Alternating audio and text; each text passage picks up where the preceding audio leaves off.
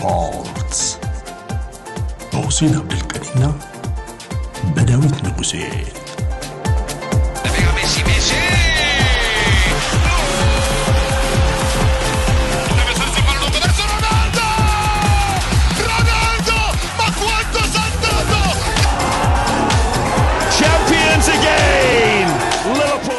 ኤችዲ ስፖርትስ ጤና ይስጥልን በያላችሁበት አድማጭ ተመልካቾች እንዴት ናችሁ ብለናል። መተናል። ሰኞ ነው። ተወዳጁ ብስራት ኤፍኤም ነው። እንግዲህ ጣቢያውም 101.1 ላይ ታገኙናላችሁ። እንዲሁ ኤችዲ ስፖርት ዩቲዩብ ላይ ይሄ ፕሮግራማችን አለ። አንድ ሰዓት ይዘልቃል። በዚህ እንግዲህ ቆይታችን የተለያዩ ነገሮችን እናነሳለን። ወቅቱ የዓለም ዋንጫ ነው። ወሬዎች ሁሉ ዓለም ዋንጫ ነው የሚሸቱት። እንግዲህ ጥሎ ማለፉም የ32ቱ ትናንት በይፋ ተጀምሯል። ካናዳ የመጀመሪያው አላፊ ሆኗል። እንግዲህ 73ኛው ጨዋታ ተደርጓል። ዛሬ ደግሞ የሚጠበቁ 3 ያህል ጨዋታዎች አሉ። በነገራችን ላይ ብራዚል በጃፓን ምን ይገጥማታል? ጀርመንና ፓራጓይስ እንዴት ነው?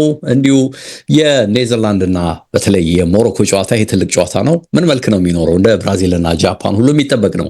የተወሰኑ ሀሳቦችን ማንሳታችን ግድ ነው የሚሆነው። እሱ እንደተጠበቀ ሆኖ ግን በስፋት የምንሄድባቸው ነገሮች አሉ። ዛሬ እንግዲህ ሊዮኔል ሜሲ በዚህ ውድድር ላይ ልክ እንደነ ኪሊያን መጉላቱን ተከትሎ የፈረንሳይ ጋዜጠኞች በተለይም የሌኪፕ ሪፖርተሮች ወደኋላ ሄደው የዚህ ልጅን የለጋነት እድሜ ለመዳሰስ ሞክረዋል። በነገራችን ላይ 11፣ 12፣ 13 ዓመቱ ላይ ምን አይነት ተጫዋች ነው የሚል ቆንጆ ዘገባ እንዳለ ባልደረባይ ሁሴ ሲነግረኝ ነበር። እሱን እናነሳለን። እንግዲህ 32ቱ እንዳልኩት የ32ቱ ፉክክር ተጀምሯል። ካናዳን አሳልፈናል። ከዚህ በኋላ ያለው ነገር ላይ ማን የተለየ ጥቅም አለው? በአንድ ወገን በነገራችን ላይ በርካታ ቲሞች ደከም ያሉ ወይም መካከለኛ አቅም እንዳላቸው ይታያል። አርጀንቲናን ጨምሮ የተወሰነ የሚጠቀሙ ቡድኖች አሉ እየተባለ ነው። ምን መልክ አለው? በተወሰነ መልኩ እንዳስሳለን። ከዛ ውጪ 13 የዘ አትሌቲክ ጋዜጠኞች በተለያዩ ጉዳዮች ላይ መረጃዎችን ሰጥተዋል። ማን ፍጻሜ ይገባል? ማን አሸናፊ ይሆናል? ማን ጎል አግቢ ሆኖ ይጨርሳል? ጥሩ ደጋፊ ያለው ማን ነው? አስደናቂ ነገርስ የሚጠበቀው ከየትኛው ቲም ነው የሚለውን ሰፋ አድርገው ዘርዘር ያለ መረጃ ሰጥተውናል። ቆንጆ ነገር ትሰማላችሁ ይህንን በተመለከተ። ከዛ ውጭ እንግዲህ አንዱ ባለተስፋው የዋንጫው በድጋሚም ስኬት ያመጣል የተባለው አርጀንቲና ነው። ከአርጀንቲና ሳንወጣ የስካሎኒ የኮቹ እርጋታ አመራራቸው አሁንም ለውጤት ያበቃቸዋል የሚል ነገር በስፋት እንዲወጣ እያደረገ ነው። ይሆናል አይሆንም እንሰማለን። ግን እንዴት ነው የሚገለጸው የኚህ አሰልጣኝ ኃላፊነትና ሚና የሚለውን እንዳስሳለን። ከባልደረባይ ሁሴ ጋር እንግዲህ ሰፋ ያለ ቆይታ የምናደርግበት ፕሮግራም ነው።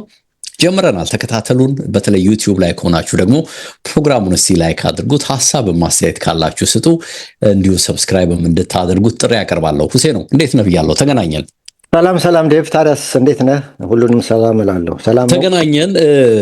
እናንተ ጋር ጨዋታ አለ ወይስ የታደምከው ነገር አለ? ያው በሌለህበት እኔና በአካል ያው ስንቦጭቅ ነው የምንውለው። ስትመጣ ቦጭቅህም ካለ ሲብዬ ነው አለ። ምን አለ እንግዲህ እናንተ አካባቢ እንደው ያዣበብክበት ልታይ ሞከርከው እንደ በአካል ቀጠሮ ያስክበት ነገር አለ? እሱንም ብታነሳልኝ ብዬ ነው። ምንም ቀጠሮ የለም። የዓለም ዋንጫው መቼም እዚህ አያለውል አጠብቅም። በአካል ይፎክራል እና ከዛ በኋላ ቀጥሎ ፎክሮ ዋጋውን ያነሳልኛለን። አሁን ደግሞ ወደ እሱ ልዙር ብዬ ነው። ዋጋዎቻቸው ምን በጣም የሚታሰብ አይደለም እና በጣም ውድ ናቸው ቲኬቶቹን ለመግዛት በጣም። አሁን ለምሳሌ የዓለም ክለቦች ሻምፒዮና ያኔ ፊፋ ላይ ስንገዛ 200 ብር ምናምን ታገኛለህ። 300 ብር እንደውም አዲስ ውድድር ነበር ያኔ። የሪቨር ፕሌት እና ኢንተር ሚላን ጨዋታ $175 ነው የገዛ ነው። ውድ አልነበረም። ያው ፊፋ ላይ ገብተን ማለት ነው፣ ገና ውድድሩ ከመደረጉ በፊት ማለት ነው። እና ትላልቅ ጨዋታ ሲሆኑ አሁን ለምሳሌ ፓሪስ ሰን ጀርመን ከሳውንደርስ ምናምን ሲሆን ከፍ ያርጉታል። ያው በነገራችን ላይ ቡድኖች ደረጃ ያትል በስፖርት እንትን በጣም እንትንም ሆት ናት ታውቃለህ። በኳሱ በኩል ከሌሎች ስቴቶች ናቸው። ወደዛው ለስፓኒሾቹም በደንብ ትቀርባላችሁ ወደዛ። ፕላስ ደግሞ ኳሊቲ ሜዳዎች አሉ ወደዛ። ይቅርታ አድርግልኝ።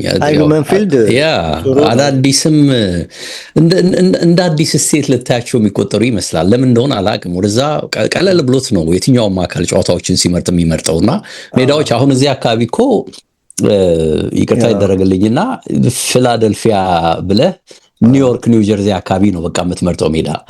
ቨርጂኒያ ሜዳ የለውም፣ ዋሽንግተን ዲሲ አካባቢ ሜዳ የለም፣ ሜሪላንድ ላይ በጠበቀው ደረጃ የምታነሳው ነገር የለም። እንግዲህ መቼም ለዋናው ከተማ እንደመቅረባቸው እነዚህ ሶስቱ አካባቢዎች የሆነ ነገር ትጠብቃለህ። ግን በፍጹም በዛ ደረጃ የሆኑ ሜዳዎች ሳይኖሩ ወደ ኒውዮርክ ኒው ጀርሲ እና ወደ ፊላደልፊያ አካባቢ ነው ሲሄዱ የምናየውና እውነት ነው የእናንተ አካባቢ በዚህ ረገድ ሃይቴክ ነው፣ ዘመናዊ ናቸው። ሜዳው ብቻ ሳይሆን የስፖርት ታዳሚው ስሜት ሞቅ ያለ ነው ከሌሎች። በተለይ ሶከርን በተመለከተ በጣም አሁን ሰምተሃል። እስካሁን ዓለም ዋንጫው የአሁኑን እንግዲህ የዚህ 2-3 ቀኑን አላየውም። በድምፅ እስካሁን አንደኛ ተብሎ የተመዘገበው የአሜሪካ ጨዋታ በሁሉም ፊልድ ያደረገው ነው። 2-0 ያሸነፈው ጨዋታ እስከ ስንት ነው 120 ነው 100 ምናምን ማይልስ ድምፁ ሄደን የተባለው 100 ምናምን ስንት ነው እንደዚህ። አየህ ምን ያህል ስሜቱ ሞቅ ያለ መሆኑ ያሳያል። እና እዚህ አካባቢ ምልህ ሞቅ ያለው ግን እንደዛም ሆኖ ምልህ ለዛም ይሆናል አላውቅም። አክቹዋሊ ሌላም አካባቢ ስቴዲየሙ ቲኬቶቻቸው በጣም ውድ ናቸው፣ በጣም ውድ ናቸው። እና አሁን ለምሳሌ ያለፈው ጊዜ አንድ ሰው አግኝቼ ነበር ከካሊፎርኒያ መጥቶ ለማየት እዚህ መጥቶ አይቶ ተመልሶ ሄደ። እዚህ ያለው ቲኬት ስላገኘ እድለኛ ሆኖ ስላገኘ ማለት ነው። እና እንደዚህ የሚያደርጉም አሉ አንዳንድ ተመልካቾች። እና ውድ ነው። ስለዚህ አይጋብዝህም፣ ለማየት ገብተህ እንድታይ አይጋብዝህም። በጣም ውድ ነው። አነስተኛው ኦን ታይም ከገዛ አነስተኛው 500 ነው። አነስተኛው በዛ ሰዓት እድለኛ በጊዜ በሰዓቱ ከገዛው 500 ነው። 500 ብር በትንሹ ማለት ነው። እንግዲህ በቀደም ዕለት 1500 ነበር እሱ ነበር። አንድ ጨዋታ $1,500 ማውጣት አንድ 500 ጨምረህበት እኮ ጥሩ የቤት ኪራይ ነው እዚህ እንዴ። በቃ 500 ጨምረህ 1000 ጨምረህበት አካባቢ ኪራይ አንተ ጋር ትንሽ ከኛም ኦፍ ኮርስ ውድ ነው፣ እኛ ጋርም ውድ ነው። ግን የናንተ ትንሽ ይጨምራል። ክፍያውም ነው እናንተ አካባቢ ትንሽ እንግዲህ ያው ለዝቅተኛው ህብረተሰብ ክፍያው ከፍ ይላል እናንተ ጋር። ያው በዛ መነሻ ነው። አሁን ምንድን ነው ከአሜሪካ ጠቅላላ እኮ በውድነት 10 ውስጥ ገባች እኮ ሲያትል ላይፍ እንትኑ ጥሩ ነው ተብሎ ታመን ነበረ። አሁን ሁሉም ሰው ወደ እናንተ ሆነ። ትክክል። አዎ ሁሉ ወደ 5-6 ዋና ኩባንያዎች እዚህ ነው ያሉት። እና ስለዚህ ስታርባክስ በል አማዞን በል ማይክሮሶፍት በል ሰው ወደዚህ ይጎርፋል። በዛ ምክንያት ሰው በመጣ ቁጥር ደግሞ የህዝብ ቁጥር መጨመር ኑሮን ያስወድድብሃል። ትክክል። አስቸጋሪ ነው። ኤኒዌይ ውድ ነው። ስለዚህ ምንም እንዲህ ገብቶ ለመታዘብ ጣጣ እንዳላቸው ማሰብ ይቻላል። አንተም አጠገቡ ስቴዲየሙ ጋር ሆነህ እዛም ከአውስትራሊያ ያለውም እኩል ነው የምታዩት በቴሌቪዥን። ለነገሩ ሜዳም ገብተህ ጣሪያው ላይ ከመቀመጥ በቴሌቪዥን ቁጭ ብለህ ማየት ይሻላል። በቀደም ዕለት እንደውም ማህመድ ምን አለ መሰለህ ቤልጅየም እዚህ ጨዋታ አልነበረም። ያው እንግዲህ እሱ የአርሰናል ተጫዋቾቹን ነቅሎ ወጥነት ሆሳርና ወጣውና ሆሳርና እኔ እኮ አሁን አብረን ተመሳሳይ አየር እየተነፈስን ነው አለ።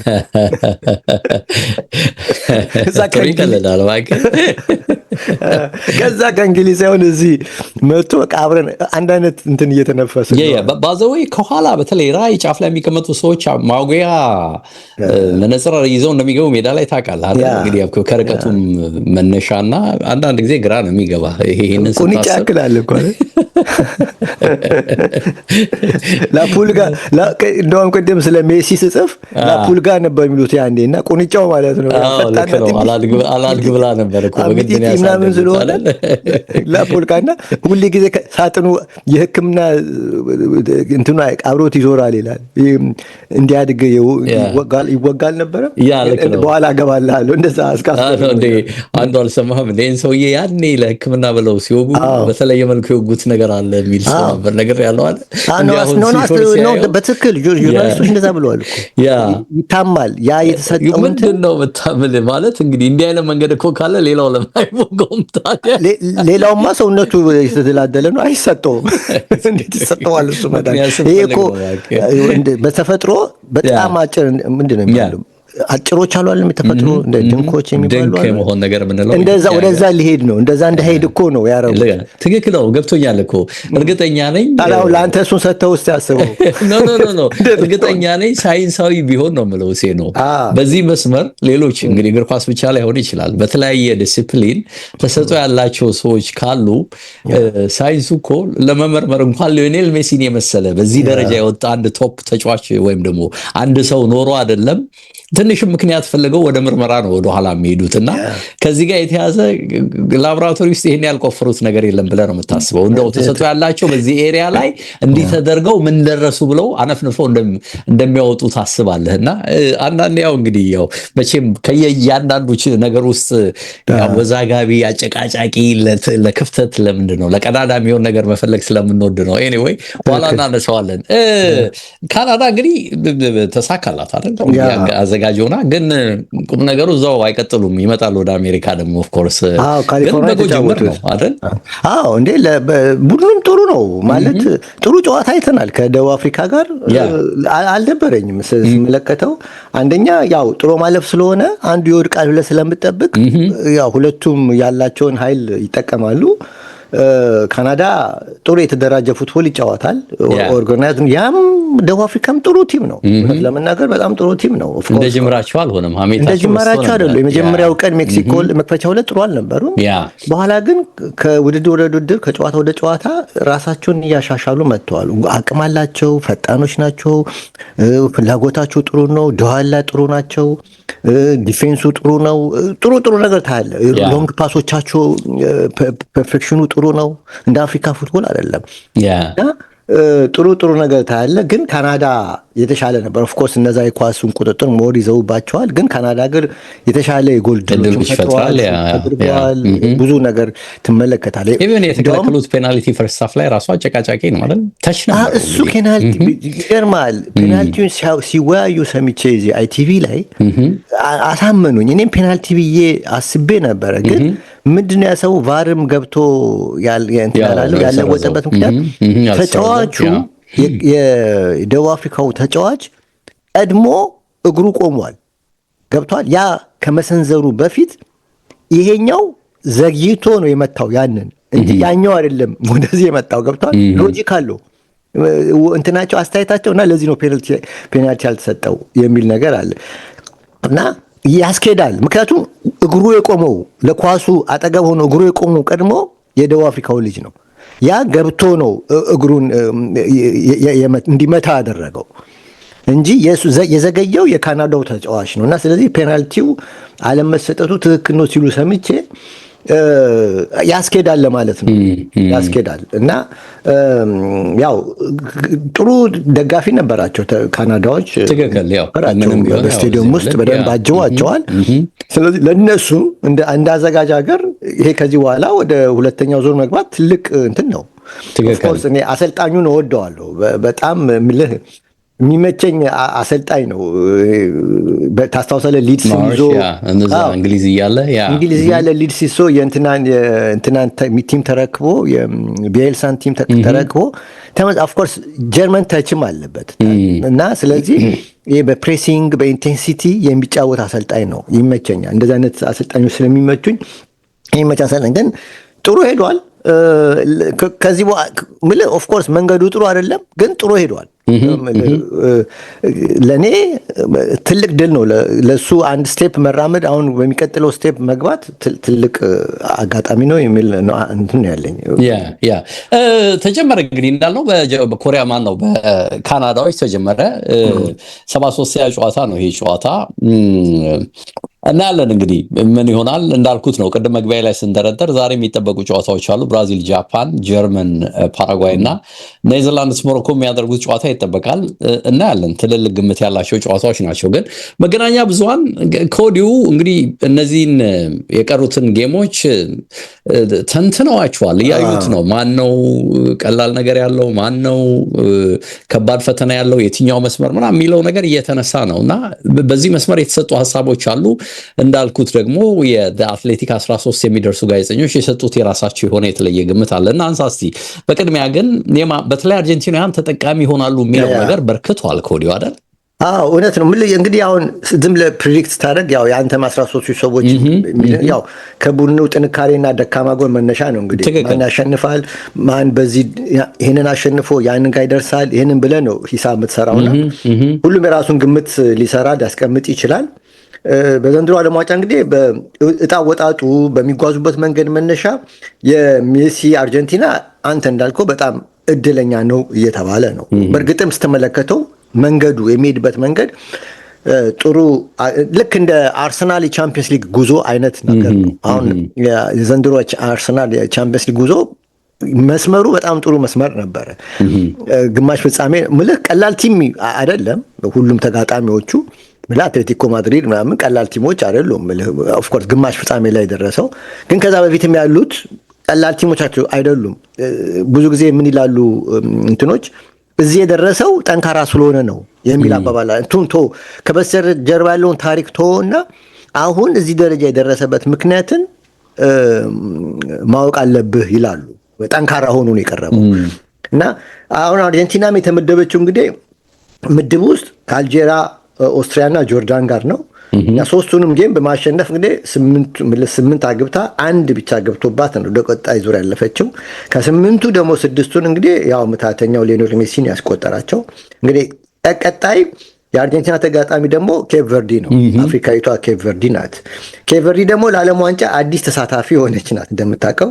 ለኬፕ ቨርዲ ግን በመጀመሪያው ዓለም ዋንጫ ላይ ወደ ቀጣይ ጥሎ ማለፍ መግባት ማለት ትልቅ ክሬዲት የሚያሰጠው ነው መቼም ለዚህ ቡድን ለአፍሪካ ቡድን እና ይሄ ዓለም ዋንጫ ግን የሰጠን አንድ ነገር አለ። ብዙ አይተው እንደሆነ ትናንሽ ቲም ከታላላቆች ጋር ሲጫወቱ አስቸጋሪ እንደሆኑ ጋፑ ጠቧል። ብዙዎችም ብለዋል ጋፑ ጠቧል በደንብ ያለ ጥርጥር።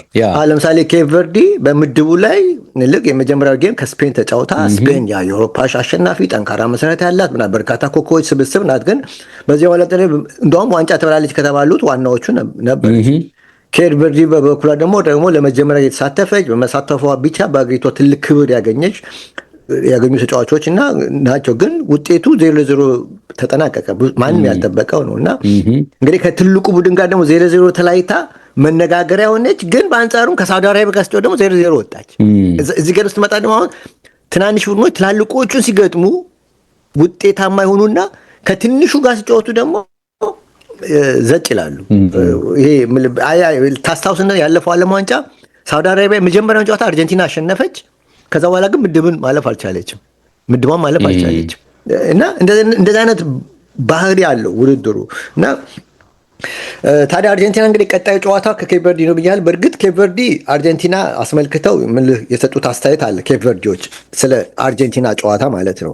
አሁን ዲሮይ ዱዋርቴ የተባለው የኬፕ ቨርዲ ሚድፊልደር የሚጫወተው በቡልጋሪያ ነው። እሱ እንግዲህ ፈርስት ሊግ ውስጥ ይጫወታል። ሉዶ ጎሬትስ የሚባል ክለብ ውስጥ የሚጫወተው ይህንን በዩኤፋ ካፕ ላይ የምናውቀው ክለብ እና የተወለደው ኔዘርላንድ ነው።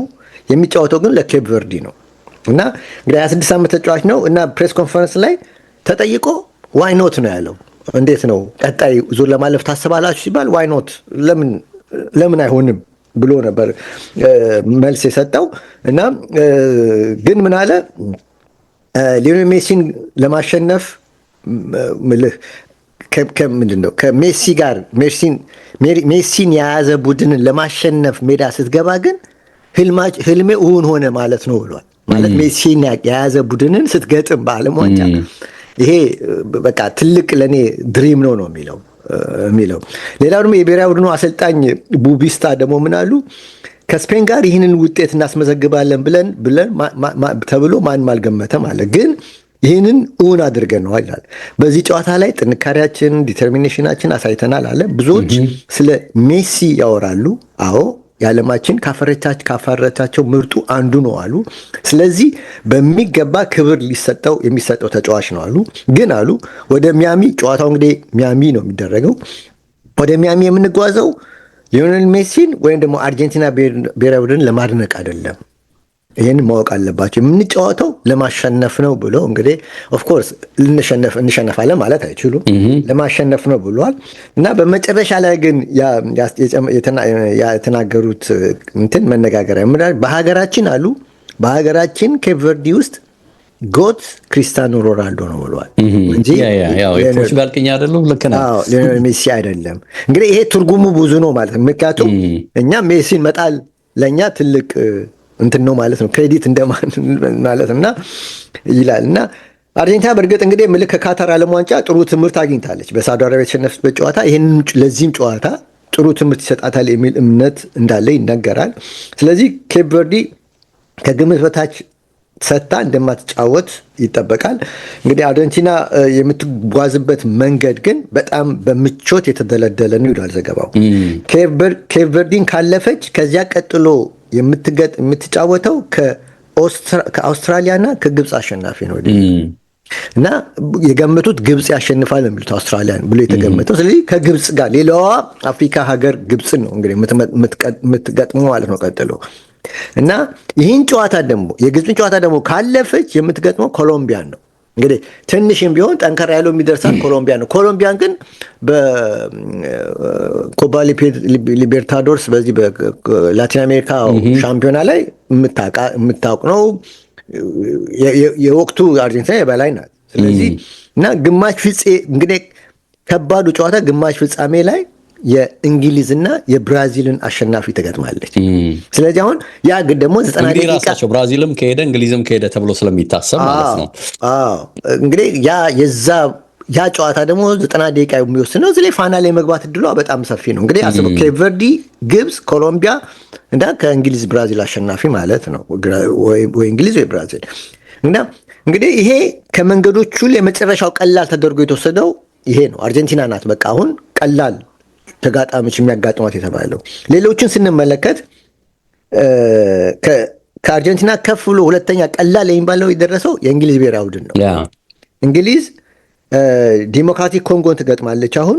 ቀጥሎ ሜክሲኮን ነው የምታስተናግደው። ቀጥሎ ብራዚልን ይጀምራል ቅድም እንግዲህ፣ ከዛ አርጀንቲና ትገጥማለች።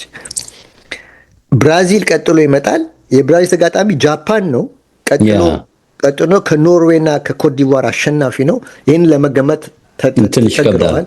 ተቸግረዋል። የዚህ ዘገባውን ያስቀመጠው ቀጥሎ እንግሊዝን ይገጥማል፣ ከዛ አርጀንቲናን ይገጥማል ይላል። ስፔን ይመጣል። ቀጥሎ ኦስትሪያን ይገጥማል፣ ፖርቹጋልን ይገጥማል፣ የቤልጅየምና የሴኔጋል አሸናፊን ይገጥማል፣ ከዛ ፈረንሳይን ይገጥማል ስፔን። ከዛ ፖርቱጋልን ይመጣው ፖርቱጋል ክሮኤሽያን ይገጥማል፣ ስፔንን ይገጥማል፣ የቤልጅየምና የሴኔጋል አሸናፊ ይገጥማል፣ ከዛ ፈረንሳይን ይገጥማል። ሞሮኮ ይመጣል፣ ሆላንድን ይገጥማል አሁን፣ ከዛ ካናዳን ይገጥማል። እንግዲህ የሞሮኮና የሆላንድ አሸናፊ ነው ከትላንት አሸናፊው ካናዳ ጋር የሚጫወተው። ከዛ ፈረንሳይን ነው የሚገጥሙት።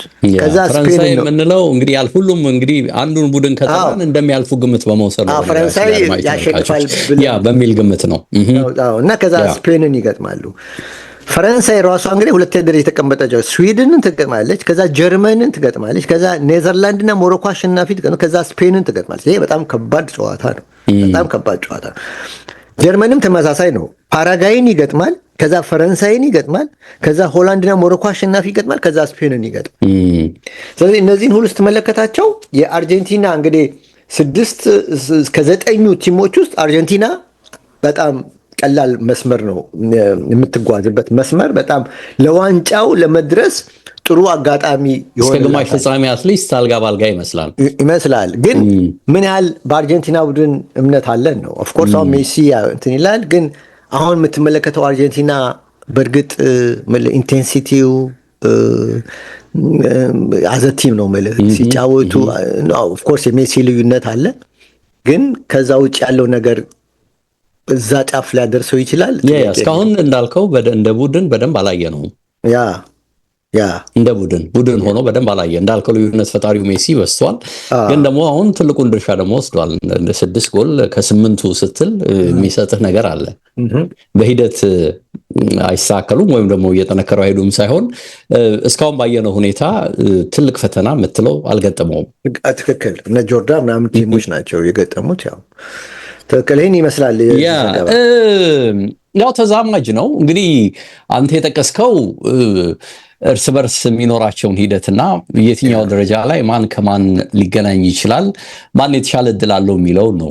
መግቢያ ላይ ደግሞ እኔ ቅድም ስጠቅስ እንደነበረው በተለይ እነዚህ በክፍያ የሚሰራጩ መገናኛ ብዙሃን እውቅ ጋዜጠኞችን ይይዛሉ። መያዝ ብቻ አይደለም፣ የሚያወጧቸው ሀሳቦችም የሚያገኟቸውም መረጃዎች እንደገና ደግሞ አንዳንድ ጊዜ እንደዚህ የምርመራ ዘገባዎቻቸው ነው በዚህ በክፍያ እንዲገቡ ወይም ደግሞ ሁሉም ሰው ትኩረት አድርጎ እንዲያነባቸው የሚያደርገውና አትሌቲክ ለ13ቱ ጋዜጠኞች በተለይ እዚህ ዓለም ዋንጫው ላይ ተሳትፎ እያደረጉ ላሉ ጋዜጠኞች የተለያዩ ጉዳዮችን እንዲያነሱ እድል ሰጥቷቸው ነበርና ከዚህ ውስጥ ማን ፍጻሜ ይገባል፣ ማን አሸናፊ ይሆናል፣ ማን ኮከብ ጎል አግቢ ሆኖ ይጨርሳል፣ ማን ነው ጥሩ ደጋፊ ያለው በእስካሁኑ ሂደት አስደናቂ ነገርስ ሊፈጥር የሚችለው ቡድን የትኛው ነው የሚሉ እንዲህ ዘርዘር ያሉ ነገሮችን አስነብቧል እና ከዚህ ውስጥ ትኩረቴን የሳቡትን በደንብ ለማንሳት እሞክራለሁ። ምናልባት አድማጭ ተመልካቾችም ሊወዷቸው ይችላሉ ያልኩትን ነው እንዲሁ ለማንሳት የሞከርኩትና እንዳልነው እንደጠቀስከው ጥሎ ማለፉ ትናንት ጀምሯል። እንግዲህ 31 ቡድኖች አሁን ቀርተዋል። ትናንት አንድ ቡድን ደግሞ ሸኘን አይደል? ሳውዝ አፍሪካን ስለሸኘን 31 ቲሞች ቀርተዋል። ዛሬ ደግሞ 3 ተጨማሪ ቲሞች እንሸኛለን። እንግዲህ 73 ጨዋታዎች ናቸው እስካሁን የተደረጉትና በጣም ብዙ ነው። የሚገርም ነው አይደል? በአጭር ጊዜ ውስጥ ሁሉ ጨዋታ መደረጉ ዘገድ ነው። አጠቃላዩ ያ 73 ተደረገ። እንግዲህ በጣም ከፍተኛ ቁጥር ነው። 3ኛው ማለት እኮ ነው። ትክክል። በስካሁኑ ሂደት ለጋዜጠኞቹ ከቀረበው የመጀመሪያው ጥያቄ ለማየት በጣም ምቾት የሰጣችሁ ቲም የትኛው ነው ብሎ ብሔራዊ ቡድን የትኛው ነው ብለው ነበር ያቀረቡላቸው ጥያቄና ወደ 6 የሚደርሱት ጋዜጠኞች ወዲያው የፈረንሳይ ብሔራዊ ቡድን የሚል መልስ ሰጥተዋል። በሁለተኛነት የገረመኝ ትልቅ እድል የተሰጠው ለጃፓን ነው። 3 የሚደርሱ ጋዜጠኞች የዚህ አትሌቲክ ጋዜጠኞች ጃፓንን ድምጽ ሰጥተውታል። ጃፓንና ኮሪያን ተመችቶኛል። አርጀንቲና ያለው ልክ እኔ እናንተ ቅድም ሐሳብ እንደሰጠነው ሁሉ ገና ነው የሚል መልክ ያለው ይመስላልና አንድ የአትሌቲክ ጋዜጠኛ ብቻ ነው። ለሞሮኮ አንድ ጋዜጠኛ እንዲሁ ድምጽ ሰጥቷል። ለካናዳ ብሔራዊ ቡድን አንድ ጋዜጠኛ ድል ሰጥቷል። እንዲሁ ለዩኤስኤም የተሰጠው ድል አንድ ነው እና ዝም ብለህ ዜግነታቸው ግን ካናዳና የዩኤስ ጋዜጠኞች ዜግነታቸው ምንድን ነው? እንግዲህ ያው እሱን ማየት አለብን፣ መመርመር አለብን። ያው ፕሮክሲሚቲ ከባድ ነው በጣም ብዬ ነው።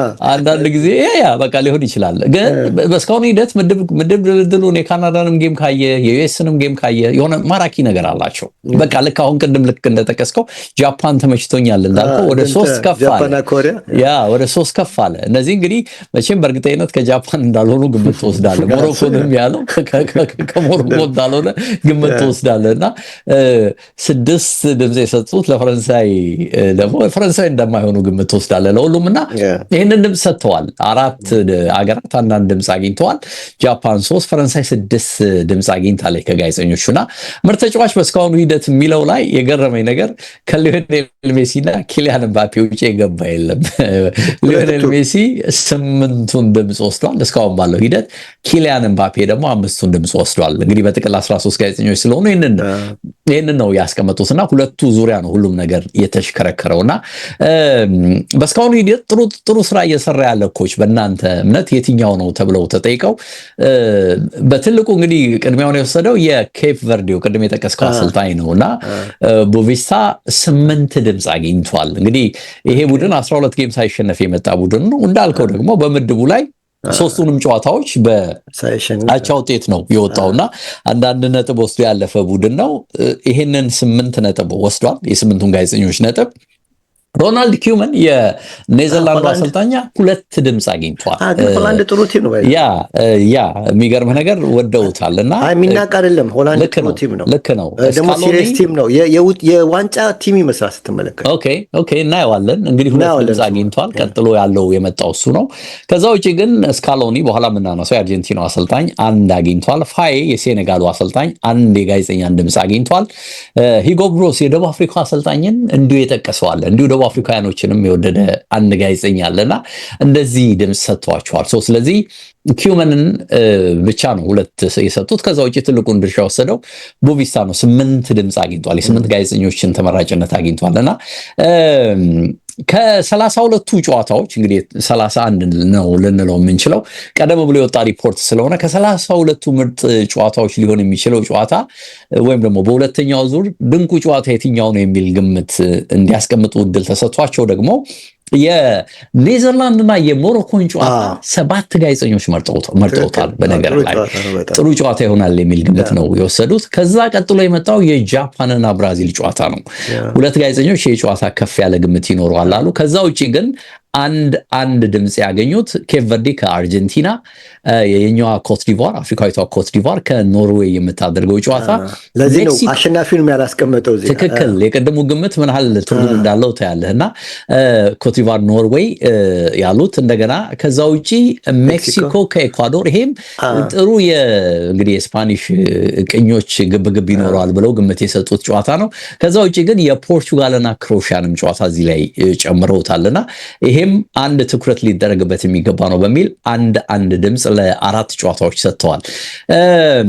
ትልቅ ሰርፕራይዝ የሚሆነው በሚል ክሮኤሺያ ስትል ግን ካፕቴኑ ሞድሪች አንበሳ ነው አይደል? ጉልበቱና ይኸው በቀደም መከል ሲቀላቀል ሲሄድ መስል እንጂ አረጀ ስትል ጨላሻ የቀደሙ የመጨረሻ የምድቡ ጨዋታ አስገራሚ ነው። የሆነ አጭሶ የገባው እንጂ መጠናት አለበት እንዲ የሆነ ነገር አጭሶ ኃይለኛ ነበር በጣም። ልክ ነው አስተውየዋለሁ እኔም በነገር ላይ ሰርፕራይዙን እንግዲህ 3ቱ አዘጋጆች ወደ 16ቱ ይገባሉ የሚል ግምት ሰጥተዋል። በቁጥር በጣም ተለቅ ያለ ብለህ ልታነሳ የምትችለው ያነሱት ብራዚል በጃፓን ትቸገራለች የሚለውን 3 ጋዜጠኞች አንስተዋል። 3ቱ የአዘጋጆች ወደ 16 ውስጥ ይገባሉ በሚል እንዲሁ አንድ ጋዜጠኛም ፍንጭ ሰጥቷል። ከዛ ውጪ ዩኤስ 16 ውስጥ ላትገባ ትችላለችም የሚል ግምት የሰጡአሉ። የዩኤስን ያነሱ ይሄ ማለት ምን ማለት ነው እንግዲህ ቦስኒያ ሄርዞጎቪና ዩኤስ ታስወጣታለች የሚል ነው። ከዛ ውጪ ኮትዲቫር ኖርዌይን ጥላት አልፋለች የሚልም እንዲሁ የተነሳ ሐሳብ አለ። ሌላ 2 ድምጽ ሰጥተው ያየሁት ኤኳዶር ሜክሲኮ አዘጋጇን ትጥላታለች የሚልም ድምጽ አለ። እንግዲህ ታልፋለች የሚሉ እንዳሉ ሁሉ ትወድቃለች የሚል ነገር። ከዛ ውጪ ሌላ ሰርፕራይዝ ይኖራል ብለው ደግሞ ያስቀመጡት እንግሊዝ ሊወጣ ይችላል 16 ሳይገባ የሚልም አንድ ጋዜጠኛ እንደ አይነት ግምት ሰጥቷልና ይሆናል አይሆንም እነሱ ዋንጫ ያስባሉ። ያ ጋዜጠኛ አሁን ይሄ ዜግነቱ የት ነው ልትለኝ ነው አይደል? እንግዲህ እሱ መጠየቅ አለበት። ሰምተዋል ግን አልሰሙም። ሚዲያ ሰምተዋል ግን ጥያቄ አልሰሙም። የዛው የቅርብ ሰው ነው እርግጠኛ ነኝ። መሆን አለበት ላይ ወደ ጃፓን አይደለም አሁን ዘረኝነት ልታስተምረኝ እኮ ነው። ቀስ እያልክ አልተምራል ስለሁሉም ለሁሉም ይሄንን ብለዋል። እንግዲህ የተለያየ አይነት መልክ አለው ማለት ነው። ማለት 2 ሐሳቦች ብቻ ተመሳሳይነት ይዘት ከመኖሩ በቀር የተለያየ አይነት መልክ ያለው ሐሳብ ነው የሰጡትና ምርጥ ደጋፊዎችን በተመለከተ ጋዜጠኞቹ እንዳሉበት አካባቢ የተለያየ ነገር ሰንዝረዋል። ምክንያቱም ያው አንዳንዶቹ ጋዜጠኞች ካናዳ ላይ የከተሙ ናቸው፣ አንዳንዱ ሜክሲኮ ነው፣ አንዳንዱ ደግሞ እዚህ አሜሪካ ነው ያለውና በጣም ትኩረት ሳቢ ሆነው ካገኟቸው ስኮትላንዶች 4 የጋዜጠኞችን ድምጽ አግኝተዋል በደጋፊነት። በቃ ስሜታቸው ይለያል የስኮትላንድ ደጋፊዎች ብለዋል። ኤኳዶሮች በጣም በቃ ከለርፉል ናቸው ተብለዋል፣ ተወደዋል። በነገርህ ላይ ይሄ ነገር ተደጋገመ ስሰማኔም እና 3 ድምጽ አግኝተዋል። ጃፓን፣ አሜሪካ፣ አርጀንቲና እንዲሁ አንዳንድ ድምጽ አግኝተው አይቻለውና ሌላ እንዲሁ ያነሷቸዋል። ግን ቶሮንቶ ላይ የከተመው ጋዜጠኛ የጋና የኮትዲቫርና የሴኔጋል ቡድኖች ይሄ የአፍሪካ ምንድነው ከለራቸው ከከበሯቸው ካለባበሳቸው ከተለየ ድምጽ አወጣጣቸው አረንጓዴ ቢጫ ቀይ ባንዲራቸው በቃ ይስባሉ የሚል ነገር አንስቷል። ከለርፉል ነው ያ ልክ ነውና ኖርዌዮችንም ይወደዷሉ። እንግዲህ አይታላ ኖርዌዮች የሱ ፓርላማ ድረስ እኮ ገባ። የፓርላማ ስብሰባ ላይ ድረስ መክፈቻ ሆኖ ገርሞኛል። ደስ ይላል። ግን ስምራይተው ከሆነ ነገሩ ያ እቺ የመርከብ እንትኗ ኦድጋርድም እኮ ከበሮ መጥቶ እኮ አስጨፈረ አይደል? ትክክል። ይሄንን አንስተዋል ከደጋፊዎች አንፃር። ይሄም ትኩረት ሳቢ ሆኖ አግኝቼዋለሁ። ኮከብ ጎል አግቢነትን እንግዲህ ያለ ጥርጥር የሚለው ሲጀምር ራሱ መረጃው የገርድ ሙለር 10 ጎል ይሰበራል ነው። የፎንቴን ባይሰበርም የገርድ ሙለር 13 ይከብዳል ነው የሚሉት። ግን 10 ያለ ጥርጥር ይሰበራል ነው የሚሉት። ለኪሊያን 8ቱ ጋዜጠኞች እድል ሰጥተዋል። ሜሲ ቢመራም 8ቱ ጋዜጠኞች ኪሊያን አካባቢ ብዙ ተሰጦች አሉ ነው ዙሪያው በተሰጦች የሞላ ስለሆነ አሁንም ሞር ጎሎች የማግኘት ከዚህ በኋላ እድል አለው የሚል ነገር አንስተዋልና 8ቱ እሱን ደግፈውታል። ለሊዮኔል ሜሲ 4ቱ ጋዜጠኞች እድል ሰጥተውታል። ከዛ በኋላ ሃሪኬን ነው በአንድ ጋዜጠኛ የተደገፈውና ሰው ስታየው የፈረንሳይና የኪሊያን እድል ሰፊ እንደሆነ ሃላንድ አይጓዝም በሚል ነው። ሃላንድን ጭራሽ አላነሱትም። ሃላንድ አይጓዝም ነው ይላል ዘገባውም ላይ እንግዲህ በዝርዝር እያንዳንዱ ጋዜጠኛ የሚተነትነው ነገር አላወጣሁትም እንጂ ያነሱታል። በመሃል የኖርዌይ ጉዳይ ባለመሆኑ ለሱ እድል አንሰጥም ብለው ይቀጥላሉና ይሄንን አስቀምጠዋል። እንደ ቁጥሩን ብቻ ስለመረጥኩ ነው ለሰዓትም ገደብ በሚል ከዛ ፍጻሜውን ያነሱት። ፍጻሜው በፈረንሳይና አርጀንቲና መካከል ይሆናል ያሉት 11 ጋዜጠኞች ናቸው። ያ ፍጻሜው በፈረንሳይና በአርጀንቲና መካከል ይከናወን ነው የሚሉት። አንድ ጋዜጠኛ በፈረንሳይና እንግሊዝ መካከል አለ። አንድ ሌላ ጋዜጠኛ ደግሞ በፈረንሳይና ብራዚል መካከል ብለዋል። ሰው እንግዲህ የፈረንሳይ ድል በ13ቱም ጋዜጠኞች ፈረንሳይ ፍጻሜ ትገባለች ነው። ከዛ ውጪ 11 አርጀንቲናንም እዚህ ውስጥ አካተዋታል። ሌላው ግን 2ቱ ጋዜጠኞች ብቻ ለእንግሊዝና ለብራዚል እድል ሰጥቷልና ይሄ አስገራሚ ነው። እንግዲህ የሚጠቁም ነገር አለ። ስለዚህ አሸናፊው ማን ይሆናል የሚለውን ወደ ፈረንሳይ 11 ጋዜጠኞች ልክ ያንን ፍጻሜ ይገባሉ ያሉት 11 ጋዜጠኞች ለፈረንሳይ እድል ሰጥተዋል። ከዛ ውጪ ነው 11ም አይደሉም 11 ነው ቁጥሩ፣ ግን ለአርጀንቲና 2 እድል ተሰጥቷል። እንግሊዝን ጭራሽ እዚህ ውስጥ አልከተቷትም። 2ቱ እድል ወደ አርጀንቲና ሄዳል። 11 ጋዜጠኞች እንግሊዝን እዛ ጋር ስለከተትኩ ለእንግሊዝ እድል የሰጣ እንደሌለ ለመጠቆም ስለፈለኩ ነው ወደኋላ የተመለስኩትና በሙሉ ይሄ በፈረንሳይ አሸናፊነት ይጠናቀቃል የሚል ነው። እንደውም እዚህ ጋር ሲያነሱ አርጀንቲና 1986 ሜክሲኮ ላይ ዋንጫ ወሰደች። ከዛ 90 ሲመጡ ዋንጫ ያሳላቸው ጀርመን ነው ይላሉና አሁን አርጀንቲና ባለክብር ነች፣ ኳታር ላይ ወስዳለች። በድጋሚ እንዳትወስድ የምታስጥላት ደግሞ ቀጣዩ ፈረንሳይ ነች በሚል ይሄ ነገር ይደገማል የሚል ይዘት ያለው ሐሳብ ሲሰነዝሩ አይቻለውና ዞሮ ዞሮ ጋዜጠኞቹ በዚህ መልክ የቀጣይ ሂደቱን 32ቱን ብቻ ሳይሆን እስከ ፍጻሜ ያለውን ነገር በዚህ መልኩ አስቀምጠውታል። ነው በጣም አዝናኝ ነው። ጥሩ ነው። ኢንትረስቲንግ ነው። ትኩረት ይስባል። በደንብ ተመችቶኛል። እንሂድ ወደ ሜሲ ልግባልህ። ወደ ሜሲ እኔም ላዝናናት ማዝናናት ሳይሆን ኢንፎርማቲቭ ነው እና የልጅነት ህይወቱን ምን አይነት ነው የሚለውን ለማለት ነው። እንግዲህ ላማኪና ንጉሱ የተወለደበት ስፍራ ብሎ ነው አርስት የጻፈው ማኪና እና እንግዲህ በዘንድሮ ዓለም ዋንጫ ላይ አጥቂዎች በተለይ እውቅናቸው ላቅ ያለው ጎልን በሚገባ እያመረቱ ነው ይላል እና በተለይ አርጀንቲና ሊዮኔል ሜሲ ግን የተለየ ነው ይላል። የመጨረሻ ዓለም ዋንጫው ነው ቢባልም ከሚሰጠው አገልግሎት መነሻ ግን እድሜው የገደበው አይመስልም ይላል። አሁን ያው በሚሰጠው ሰርቪስ ማለት ነው። ስለዚህ ቀጣይ 2 ዓመት ወይም 4 ዓመት መቅረብ ይችላል ለብሔራዊ ቡድን ብሎ የጥያቄ ምልክት ያነሳል። እንግዲህ በዓለም ዋንጫ ታሪክ እንግዲህ በ6 ጎል የውድድር ኮከብ ተብለው የወርቅ ጫማ የተሸለሙ ይጠቀሳሉ። 1978 ማሪዮ ኬምፐስ 6 ጎል ነው ያገባው። ፓውሎ ሮሲ 82 ዓለም ዋንጫ 6 ጎል ነው ያገባው። ጌሪ ሊኒከር 86 6 ጎል ነው። ስኪላቺ 90 ላይ 6 ጎል ነው ያገባው። ምስኪን ይሄ ስኪላቺ ሞቷል። ጣሊያናዊ አጥቂ ነው እና የመጀመሪያ ጋዜጠኛ ሳሉን በፊት የመጀመሪያ የጻፍኩት አርቲክል በሱ ላይ ነው እና የዛሬቱ ጋዜጣ ላይ ነው ጽፌ የሰጠዋቸው እና 1990 ዓለም ዋንጫ ማለት ነው ዴቭ እና ሪፖርቱ ሲወጣ የነበረህን ደስታ ማየት ነው እንግዲህ ልነግርህ እኮ ነው። አርስቱ ሮሶ ከጎሚስታ እስከ ዓለም ኮከብ ተጫዋችነት የሚል ነው። ምክንያቱም መኪና ጎሚስታ ጎማ መኪና እንትን ይል ነበር፣ ያግዝ ነበር፣ በልጅነቱ ይሰራ ነበር እና ከዛ በኋላ ነው እዛ ደረጃ ቤንች ነበር እኮ በኋላ ነው እኮ ከውድድሩ ማር ገብቶ ነው ኮከብ ጎል አግቢ ሆኖ የጨረሰው እና አሁን በቅርቡ ነው በህይወቱ ያለፈው እና ሁሉ ጊዜ በቃ እሱ ሲነሳ የስራዬ ህይወቴ መነሻ ስለሆነ አገናኘዋለሁ ዴቭ እና እንግዲህ ኢቭን ያለፈው ዓለም ዋንጫ ሃሪኬን በ6 ጎል ነው የወርቅ ጫማውን ሽላሚ ያገኘው እና ሜሲ ግን ገና ከወዲሁ እንግዲህ 6 አግብቷል። አንተም ለዚህ ነው እንግዲህ 10ሩ የገርድ ሙለር ጎል ይሰበራል አይሰበርም ያልከው ለዛ ይመስላል እና እንግዲህ ሜሲ እንግዲህ አሁን 39 ዓመቱ ነው። እንግዲህ ዓለም ዋንጫን በተመለከተ አሁን ዓለም ዋንጫ ጊዜ ስለሆነ ሌኪፕ በየጊዜው በጣም ቆንጆ አርቲክሎችን እያቀረበ ነው እና አንዳንዶቹ አስገራሚ ናቸው። በጣም የገረሙ እነሱንም ልጥቀስልህ ብዬ ነው።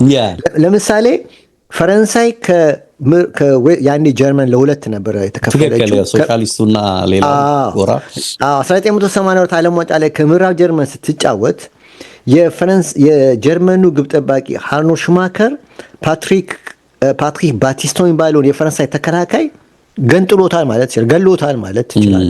እና አሰቃቂ ፋውል ሰርቶበት ዳኛው ግን በዕለቱ ፔናልቲም አላወጡም ካርድም አላወጡም። ጨዋታው እንዲቀጥል ነው ያደርጉት። ኳሱ ውጭ ወጣ እና ፔናልቲ ነበረ መሆን የነበረበት እና በወቅቱ እንግዲህ ይሄ ነገር ከተከሰተ በኋላ ዣን ቲጋና የሚባል የፈረንሳይ ብሔራዊ ተጫዋች አለ፣ የማል ተጫዋች እና እሱ ዳኛው ይሄው ዳኛ ማለት ነው ከጀርመን ብሔራዊ ቡድን ኃላፊዎች ጋር አብሮ ቢራ ሲጠጡ አይቷቸዋል። እና ምን ይላል መሰለህ ዣን ቲጋና በወቅቱ እስከ ዛሬ በጣም የሚቆጨኝ ነገር እንግሊዘኛ አለማወቄ ነው አለ። እና እንግዲህ አሰብ ከዛ በኋላ እኮ የፉልሃም አሰልጣኝ ሆኖ መጥቷል። እዚህ እንግሊዘኛ ተምሮ ምን ብሎ ያው ያኔ ግን ያሹን ያሳወስከኝ አሼ ቡና እያለ ሰምታል አይደል? የተባለውን አንዴ ፔናልቲ ተሰጥቶ ቡድን ውስጥ እንግሊዝኛ እንችላለን የሚሉ ተጫዋቾች አሉና አሹ ማስረዳት ግራ ገባውና ምን እንግሊዝኛ እንችላለን ትሉ የለ እንዴ ንገሩት ፔናልቲ የታላችሁ እንዳለ ያለው ቪዲዮ አይደል? ትክክል። እና ይሄ የዕለቱ ዳኛ የነበሩት ከኔዘርላንድ ነበሩ። ዳኛው ስማቸው ቻርልስ ኮርቨር ይባላሉ።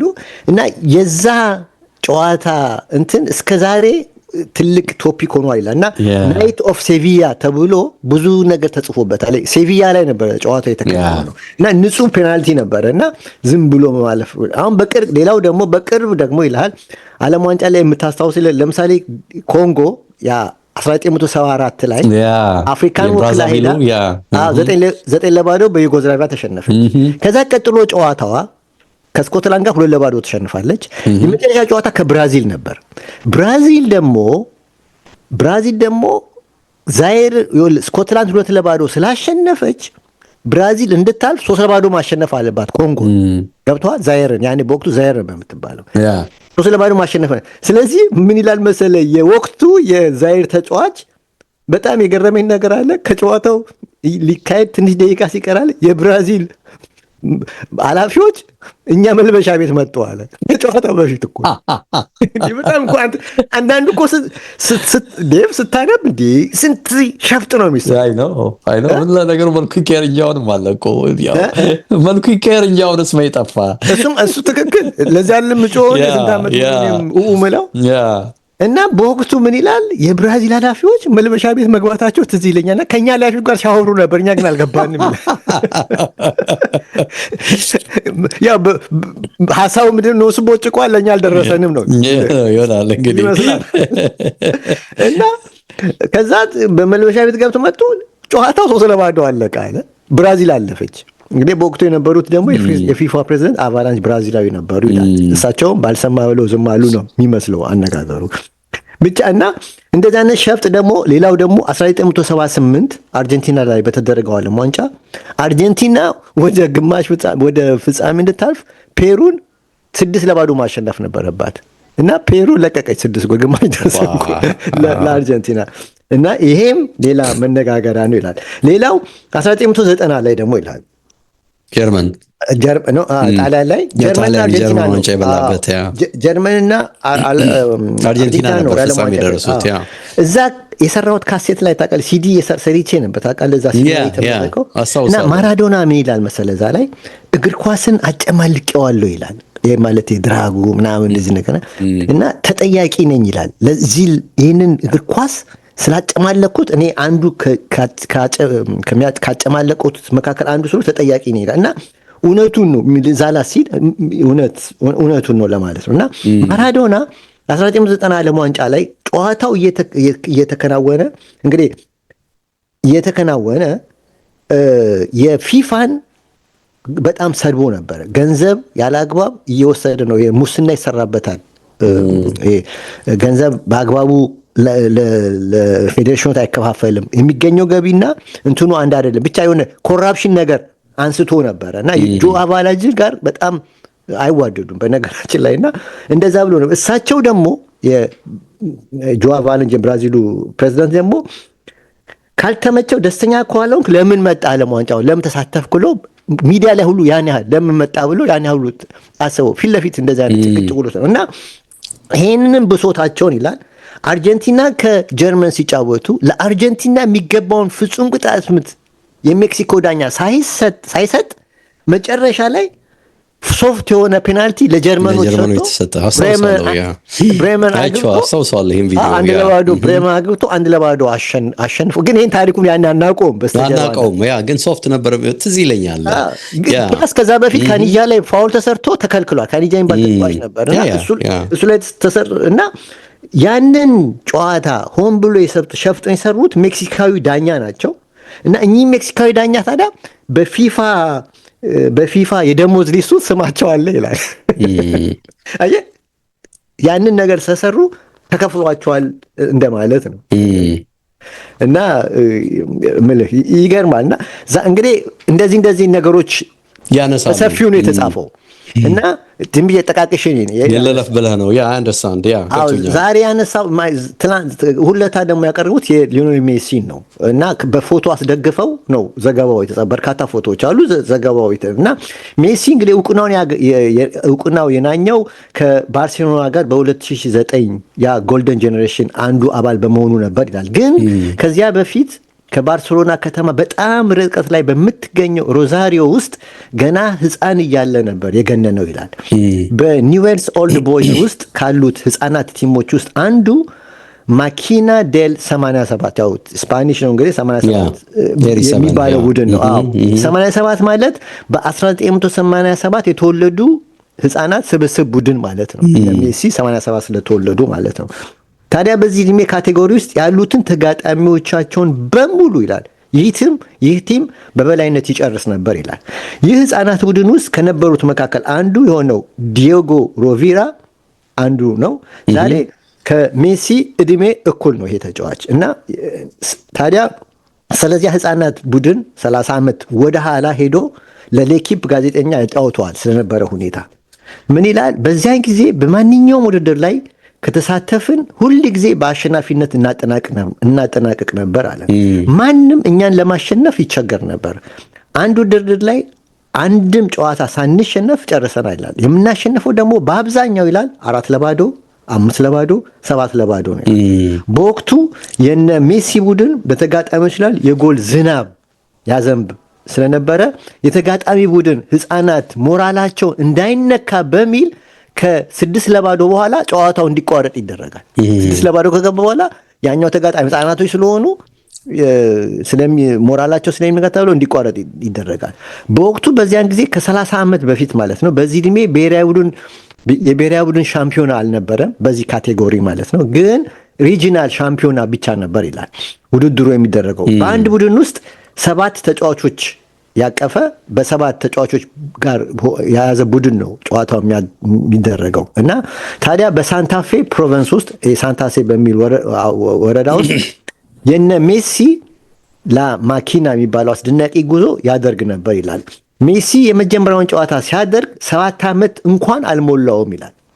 ፎቶ ላይ አይቼዋለሁ። አሁን ፎቶ ፊት ለፊት ያለው ነጭና ጥቁር ኳስ ይዞ የድሮ ኳስ ታውቃለህ፣ ነጭና ጥቁር ከሱ በላይ ነው ባይገር ኳሱ እንዳለ ደረቱን ሸፍኖታል፣ አታየውም እና በባዶ እግሩ ሲያንጠባጠብ ይታያል እዚህ ፎቶ ላይ እና ያጠለቀው ማሊያ ነጭና ጥቁር ማሊያ ነው እና ኤፕሪል 9 1994 ይላል ከ32 ዓመት በፊት ፓውሎ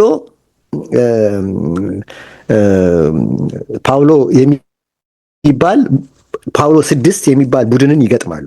ፓውሎ 6 ይባላል ቲሙ እና ታዲያ ጨዋታው ገና በተጀመረ በ10 ደቂቃ ውስጥ ውጤቱ 6-0 ነበር መምራት የጀመሩት ገና በ10 ደቂቃ።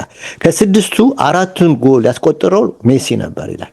የተጋጣሚ ቡድን ግብ ጠባቂ ፌዴ ካኖ በትዝታው ሲናገር ይላል በተደጋጋሚ ላፑልጋ ይሉታል። ያው እንግዲህ ላፑልጋ ቅድም ነገር ቁንጫ ማለት ነው። በወቅቱ ሜሲ ኒክኔሙ ነው። በጣም ትንሽ ፈጣንና ቀልጣፋ ስለሆነ ነው ቁንጫ ብለው ስም ያወጡለት እና ታዲያ ግብ ጠባቂው ሲናገር ቤተሰቦቼ ለማየት መጥተው ነበር ይላል። ሜሲ በዕለቱ 2 ቅጣት ምቶችን አስቆጠረብኝ። አንዱ ከረጅም ርቀት የመታው ነው ይላል። አንደኛው ደግሞ ጎል አካባቢ በትንሿ ፔናልቲ ቦክስ ውስጥ አግብቶ አሸንፈውና ይላል። እና ካርሎስ ዱርሃን የተባለው ጋዜጠኛ ባደረገው ሪሰርች መሰረት ይላል ሊዮኔል ሜሲ ከ1994 እስከ 1999 ከ7 ዓመት እስከ 12 ዓመቱ ድረስ ማለት ነው 176 ጨዋታዎችን አድርጎ 234 ጎሎችን አስቆጥሯል። ዴቭ 176 ጨዋታ አድርጎ 234 ጎሎችን አስቆጥሯል። እና ሮቪራ ሲናገር አንዳንዴ ያለ 14-0 እናሸንፍና አለ ከ14ቱ 10ሩን ሜሲ ያስቆጥራል ይላል።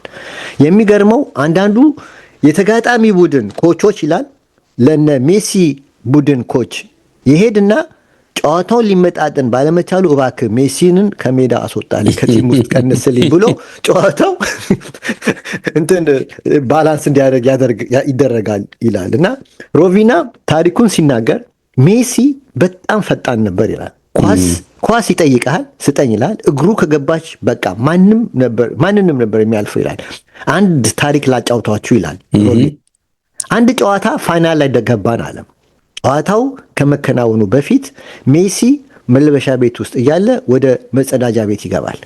እዛ መጸዳጃ ቤት ውስጥ ገብቶ ከጨረሰ በኋላ በሩ አልከፈትም ይለዋል። ቢለው ቢታገል በሩ አልከፈትም ይለዋል። የጨዋታው ሰዓት ደረሰ፣ ተጀመረ። ያለ ሜሲ ሜዳ ገቡ እና ታዲያ ሜሲ በጣም ጨዋታውን ለመጫወት ከመጓጓቱ የተነሳ ተንጠራርቶ መስኮቱን ያለው መስታወቱን አንዱ ሰበረው ይላል። መስታወቱን ሰብሮ በሰበረው መስታወት ውስጥ ወጣ። የሚገርም ነው በጣም። እና ሜዳ ገብቶ ይመሩ ነበረ። እሱ ከገቡ በኋላ ግን ጎላ ገብቶ አሸንፈው ዋንጫ በሉ። አውቆ እንዳሆነ የዘጉበት ምን አውቆ ዘግተውበት ይመስላል። እና አዎ ይላል ሜሲ ብቻውን አንድ ጌም ማሸነፍ ይችላል ይላል። ተጋጣሚዎች ለ3 ማርክ ያደርጉታል፣ እርሱ ግን በቃ አይቻልም ይላል፣ አይያዝም። እርሱን ለማቆም መምታት ብቻ ነው መፍትሄው ይላል። እና ሜሲ በጠቅላላ ተመልካች አይን ውስጥ ይገባል ይላል። በዚህ ላይ በጣም አጭር ነው። ፊቱ ላይ የወረደው ፀጉር እስከ አፍንጫው እስከ አይኑ ድረስ ይሸፍነዋል ይላል። በጊዜው የጨዋታው ንጉስ ነበር ይላል። ከሱ በፊት ሁሉም ማራዶናን ይወድ ስለነበረ ሜሲ ኳስ በያዘ ቁጥር ማራዶ እያሉ ይጮሁ ነበር ይላል ዘገባው። ታዲያ በዚያን ጊዜ ሜሲ ሜዳ ሲመጣ አብሮት በየቀኑ የእድገቱ ሆርሞን ቅድም ያልኩ ነገር ነው የእድገቱ ሆርሞን መድኃኒት ለመውሰድ ትንሽ ቦርሳ ይዞር ነበር ይላል በዘመኑ። ስለዚህ ቀድሞ ተሰጥቶት አብሮት ነው በቃ። ሜሲ ሕክምና ተደርጎለት የእድገት እጥረት ችግር አለበት። ስለዚህ ሕክምናውን መከታተል ግድ ነበር። ታዲያ ሕክምናው በመርፌ በኢንጀክሽን መልክ ነበር ይሰጠው የነበረው። እና ታዲያ በዛሬው የእግር ኳስ ንጉስ ህይወት ውስጥ ይህ ሕክምና የህይወቱ አንዱ አካል ነው እንደመሆኑ ለመግለጽ ምልህ ግልጽ ነው። ታዲያ በዚያ እድሜው ሜሲ ያለም የነበረው አለ ይፈልግ የነበረው ባርሴሎናን ነበር ይላል። እና በእርግጥ ኒውዌልስ ዋናው ቡድኑ መጫወት ይፈልግ ነበር፣ ግን ባርሴሎናን ፍቅርና የዚህ ሰውዬ አንድ ዘመድ ውጪ አውሮፓ ሄዶ የባርሴሎናና የባርሴሎናና የኤሲ ሚላንን ነው መሰለኝ ማሊያ አምጥቶ ሜሲ የባርሴሎና ማሊያ ወሰደ አለ። የባርሴሎና ማሊያ ወሰደ። ከዛ በቃ በልጅነቱ ባርሴሎናን ይወድ ነበር እና አልቀረም። ዛሬ በካታሎን አንድ የሙከራ እድል አገኘ ከዛ በኋላ። ስለዚህም በ2001 አርጀንቲናን ለቆ ወደ ባርሴሎና ተጓዘ ይላል። ሕክምናው ቀድሞም ነው የነበረው ገና ልጅ ሆኖ አሁን ብዙዎቻችን የምናውቀው ባርሴሎና በዚህ ጉዳይ ላይ በጣም ትልቅ ስራ እንደሰራ ነው። ግን አየህ እድገቱ አስቸጋሪ መሆኑ የታወቀው ገና ባርሴሎናንም ሳያገኝ በፊት ነው ማለት ነው። አየህ ትክክል። ገና ህፃን እያለ እዛው አርጀንቲና እያለ ይዞር ነበር ይላል እኮ ሕክምናውን ኪቷን ይዞር ነበር ይላል። እና ሮቪራ ሲናገር በጣም ከባድ ጊዜ ነበር ይላል። እሱ ወደ ባርሴሎና በተጋዘ ጊዜ ዋናው የቡድናችን ምሰሶ አጣ ነው አለ። ያለ እርሱ ያ ሁሉ ግርማ ሞገሳችን ጠፋ ይላል። ወትሮ ተመልካች ሁሉ ውስጥ እኛ ስንጫወት ቢመጣ አሁን ብቅ የሚልም ሰው ጠፋ አለ እና ቡናችንን መዝረክረክ ጀመረ። በቃ መሸነፍን ባህል አደረግነው ይላልና በዚያ በሜሲ ትውልድ ውስጥ ከነበሩት መካከል አሁን ማለት ነው ሜሲ ወደ ባርሴሎና አመራ። ሊዮኔል ቫጂዮኒ ሪቨር ፕሌት እና ኤሲ ሚላን ተጫውቷል። ፌዴሪኮ ሮሶ ብሬሻ ተጫውቷል። ጄራርዶ ግራጂኒ ሴሪያ ቢ ማለት ጣሊያን ሁለተኛ ዲቪዥን ተጫውቷል። የሜሲ ባለቤት አንቶኔላ አክስት ልጅ ደግሞ ሉካስ ስካጊሊያ በካሊፎርኒያ እዚህ ደግሞ ካሊፎርኒያ ዩናይትድ ተጫውቷል ይላል እና አንዳንዶቹ አሁን ኮች ሆነዋል አቁመዋል እና ሌላ ዓለም ውስጥም የገባዋል ይላል። ቀሪዎቹ ግን በአርጀንቲና ሁለተኛ ዲቪዥን ይጫወታሉ። ያኔ ከነሱ ጋር የነበሩ ተጫዋቾች እና ቀሪዎቹ በአርጀንቲና ሁለተኛ ዲቪዥን ውስጥ ይጫወታሉ ይላል። ግን ይላል ከሜሲ ውጪ ታላቅ ስኬትና እውቅና ያገኘ ሰው የለም ይላል። በጣም ታዋቂ የሆነ ተጫዋች እንደ ሜሲ የለም ይላል። አሁን ብዙዎቹ ተራርቀናል ይላል፣ ተራርቀዋል። ሜሲ በጋብቻ ስነስርዓቱ ላይ ለሰርጉ ላይ ማለት ነው አንዳንዶቹን ጋብዞ እንዲመጡ አድርጓል። ለገና ደግሞ ሁል ጊዜ ወደ አርጀንቲና ሲጓዝ የአሳዶ ማለት የአርጀንቲና ባርባርኪው ማለት ነው ይጋብዛቸዋል እና ጓደኞቹን የዛ ቲም አባላትን ህፃናቶች ነው የዛሬ 30 ዓመት የነበሩት እዛ አርጀንቲና ሲሄድ ይጋብዛቸዋል። በሰርጉ ላይ ብዙዎቹ ተገኝተውለታል። አራረሳቸውን ጓደኞቹ ገብተዋል እና አንዳንዶቹ ታዲያ አሁን ይላል ከሜሲ ጋር በመጫወታቸው እስካሁን ይኮራሉ። በማንኛውም ቦታ እንደ እኔ ከሜሲ ጋር የተጫወትኩ አንጀክ ሲነፋ አቋለው እኮ ትላለህ። አቋለው እኮ በቃ እንደ ሜሲ ነው በደንብ ነው የማውቀው። አብሮን እሱን እኮ አይችልም እኔ ነበርኩ እንደውም አሪፍ ይላል አንዳንዱ። በዚህ አብሮት ከሚጫወቱት መካከል አንዱን አውጥቶታል። ከሜሲ በላይ በጣም ምርጥ ተጫዋች የእሱን ታሪክ እንደዚህ ተጽፏል። ያው ጊዜ ካገኘ ወደፊት አወራል። ስለማናውቀው አድማጮች ብዙም ትኩረት አይሰጣቸውም ብዬ ነው የተወኩት እንጂ ሳነበው እንዴት አይነት በቃ ምታተኛ ሜሲ አሁን በግራ እግሩ ብቻ ነው የሚጫወተው፣ ያ ግን በግራም በቀኙም የሚጫወተው ግን ምን ዋጋ አለው? ሰለቸውና በቃ አቋረጠው እንጂ የትና ሊደርስ ነበር ከሜሲ ይበልጥ ነበር ይላል። ግን በቃ ለጨዋታው ትዝ ይላል። ክርስቲያኖ ሮናልዶም ለእኔ እዚህ መድረስ እድሉን አሳልፎ የሰጠኝ ከኔ የተሻለ ብቃት ያለው ተጫዋች ነበር ይላል። ምልመላው ሂደት ላይ ታስታውሳለህ? እንደዚህ ያሉ ይነሳሉ። በነገርህ ላይ አብረህ በልጅነት አንድ ቲም ውስጥ ሆነ አሁን በጣም ዓለሙ የሚላቸው ተጫዋቾች አጠገብ ሌሎች ድንቆች እንደነበሩ በጊዜው እንግዲህ ያው ህልውሃ ነው እንደምታውቀው፣ የህልውሃ ጉዳይ ነው። ግን አንዳንዴ በተለይ ላቲን አሜሪካዎችን ስትመለከተ ብራዚል፣ አርጀንቲና ምናምን ኮሎምቢያ አሁን አንድ ታሪክ ላይ ነው ፍራንስ ፎቶ ላይ የሆነ የብራዚል ተጫዋቾችን ሲጠይቅ ነበር። እንትናን የቶተናሙ ልጅ የቶተናሙ አጥቂ የትኛው ብራዚሉ ነጭ ፀጉሩ ማነው ስሙ? ሪቻርድሰን ያ እሱ የእሱ ታሪክ ወጥቷል። ፍራንስ ፎቶ ላይ ኢንተርቪው አድርገውታል። ሳነብ በቀደም እንደውም ያለፈው ወር ነው የወጣው። ሳነብ እኔ እዚህ መድረስ ያለ እድለኛ ነኝ። በቃ ሽጉጥ ይዘው ከሚንቱ ነው ሜዳ ላይ የሚታያል ባህሪው ኃይለኛ ከዛ ተርፎ የመጣ ወይም ደግሞ ራሱ በድንገት እጥፍ ያለ እንደሆነ ሲያባረር ቆይቶ በድንገት መታጠፊያው ላይ ወደዚህ የዞረ ነው ይመስለው። በቃ በድንገት እውነቱ ነው። እሱም እንደዛ ነው የሚለው። በድንገት ነው ወደዚህ የመጣሁት ነው የሚለው እንጂ የዓለም ውስጥ ገብቶ በቃ ሊጠፋ ነበር። ግን ይኸው አሁን አስበው የሚኖርበት ግን እንዳልከው አንተ እቺ እንደ ዶሮ በ10 ደቂቃ 3 በቃ ይላል አይደል? እንዳውራ ዶሮ ብዙ ነው እንጂ ብዙ ነው እናውራው ካለ ብዙ ነው። ሰዓቱ የለም እንጂ ሰዓቱ ወላደ እስካሎኒ ውሃ በላው እስካሎኒ ራሳቸው እየሰሙ ነው ሜሲን ሪፖርት እና ለዚህ ነው ቆየ ብለው ነው በቃ ቆይተኛ እንግዲህ እስካሎኒ አርጀንቲና በዛ ብሎ ነው ችግር የለም። በነገር ላይ ቡድኑ ውጤታማ ሆኖ እስከቀጠለ ድረስ ታሪኩም አይሞትም እንዳለ ይቀጥላል በነገር ላይ ሰው። ስለዚህ እንደ አስፈላጊነቱ እንጠቀመዋለን። ግን ኢንትረስቲንግ ነው የሜሲ ነገር። ጥሩ ነው የሜሲ አስበው እንጂ አሁን እኮ ይሄን ጄኔሬሽን ራሱ ወጣቱን እኮ ራሱ ምን ያህል እንዳዋሃደው በቃ አንድ እንዳደረገው የምታየው ልጆቻችን እኮ ነው በልጆቻችን ራሱ ለ30 አይነት ኳስ ትርጉም የማይሰጡት አርጀንቲና ሜሲ ያለ ሲባል ቁጭ ሲሉት ያለ ትኩረት ሰጥቶ ቴሌቪዥን ሲያዩት ያለና ያንጉ ጄኔሬሽን ሁሉ እኮ ነው የሜሲ ነው። አሁን እዚህ ልንገር ዴቭ፣ እዚህ አሁን በአብዛኛው ለእግር ኳስ ብዙ ፍቅር የላቸው ምንጮቹ ነው ማለት እና ኦሪጂናል አሜሪካኖች ነው ማለት እነሱ አሁን ለእግር ኳስ ግን ሜሲ ስትላቸው ያውቁታል። ሜሲ ስትላቸው ያውቁታል። አብዛኛዎቹ ሜሲን ያውቁታል። በጣም ብዙዎቹ ሜሲን ያውቁታል። እና አሁን የአርጀንቲናን ፕሬዝዳንት ብልህ አጠራለኝ ግን ሜሲን ግን አሰቡ ከአርጀንቲና በላይ ነው።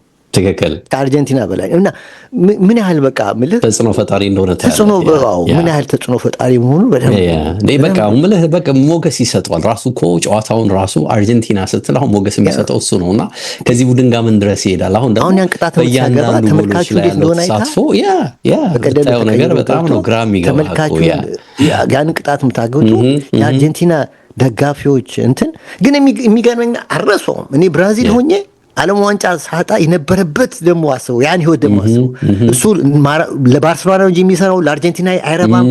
ለኛ ብቸኛ ማራዶና ነው። ይሄን አንፈልጎ ለአርጀንቲና ይጫወት።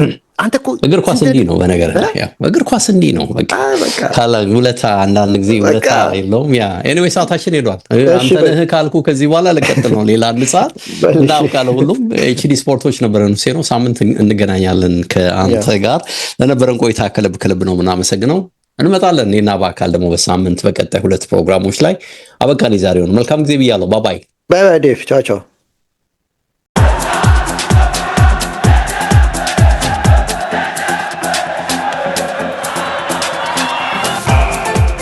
ኤችዲ ስፖርትስ በሁሴን አብዱልቀኒና በዳዊት ንጉሴ